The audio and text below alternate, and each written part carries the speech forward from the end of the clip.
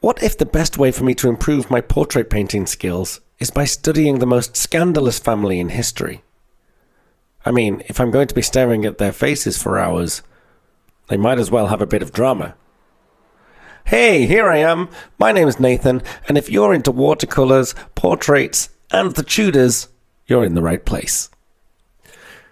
So I've been trying to get better at portraits, and my friend Stephanie, who quite frankly is a bit too good at portraits, keeps telling me, do a master study. And I'm like, yeah, but what? A bowl of fruit? A statue? Nothing really grabbed me. That is until she casually sketches Henry VIII and sends me a photo of it. And suddenly I thought, hold on, the Tudors. Now that's a rabbit hole I can get into.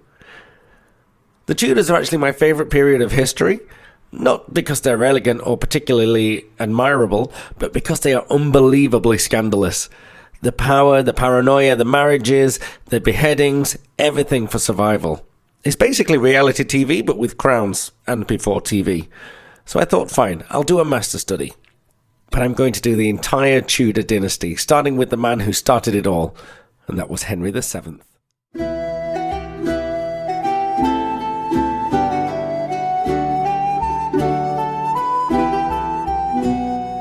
So, Henry VII is not the famous one. He's not the six wives guy. He's the founder. And honestly, his whole rise to power is slightly ridiculous.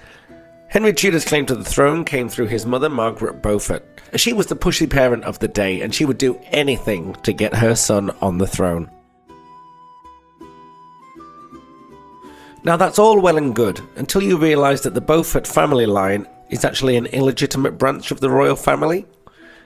They were later legitimised, but they were specifically barred from inheriting the throne. So Henry's claim to the throne is basically, technically I am royal, if you look the other way. Meanwhile, the guy who should have been king at the time was Richard III, an actual sitting, already crowned, already ruling king. So Henry's solution to this is completely reasonable. He invades England. After spending years in exile, mostly in France, he rocks up in England to fight the War of the Roses, which sounds really cute, but it's this big family argument gone wrong. So, he turns up, he fights one major battle at Bosworth Field, wins it, Richard III is killed, and just like that, Henry Tudor becomes Henry VII. From exile to king in one afternoon. Bish bash bosh, England has a new king and the Tudor dynasty is born.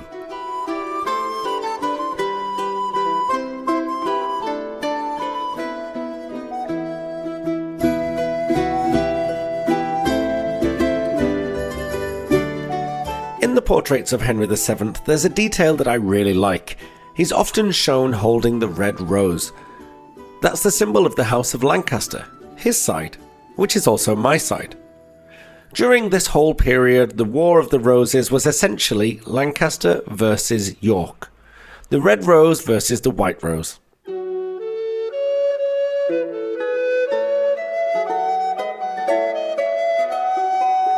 And Henry winning didn't just make him king, it ended the war.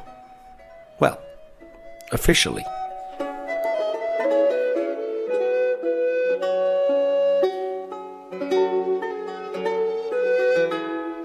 Now that he's king, Henry VII decides enough with the drama. Let's tidy things up here. And he settles down to balance the books. Which is a little bit less scandalous than the other Tudors, but it was very necessary at the time.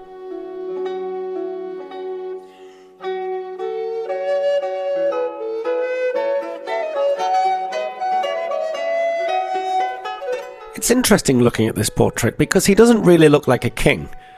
He doesn't look like he has confidence, and he doesn't really look like a ruler. He just looks like an ordinary guy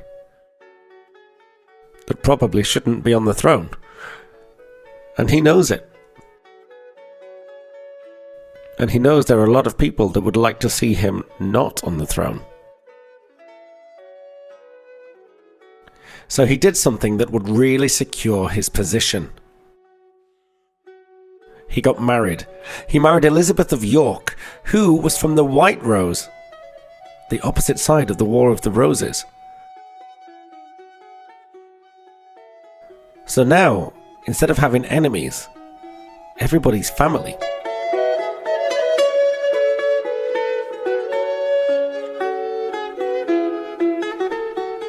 So in my next video of this series, I will be focusing on Elizabeth of York and giving you some of her history and some of her character, and hopefully improve my portrait skills.